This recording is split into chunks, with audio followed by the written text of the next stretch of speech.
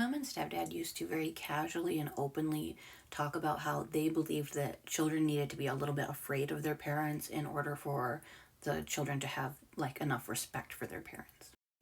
It would get brought up sometimes when we would see like a kid having a tantrum in the grocery store or something, but the main way I remember it was we would sometimes watch Maury, and on there they used to have segments sometimes that would be these kids with really like aggressive behaviors, sometimes like towards their mother or like younger siblings or whatever, and like really concerning behaviors.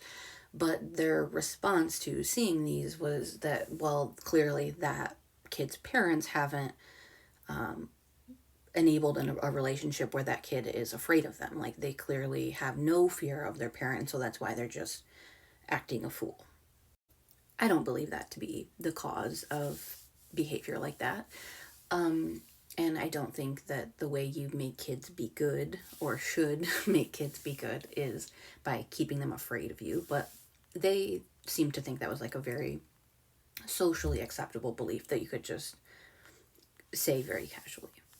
And in my last TikTok, I talked about how any sort of authoritarian parenting or fear based parenting, coercive parenting, I think inherently results in emotional neglect trauma. And then at the same time, I feel strongly that they both would say that they want their kids to be close to them and they want their kids to feel like they can come to them with anything. And I wonder if anybody has insight into what that means to people like that.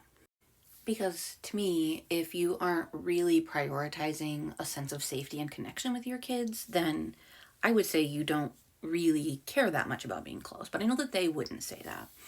And I guess I wonder if what we think of as close is somehow different, or if they actually do want closeness, but they think it can somehow exist without being a really safe person for your kids. If you have parents like this and you have any insight into it, I'd be really curious what you think.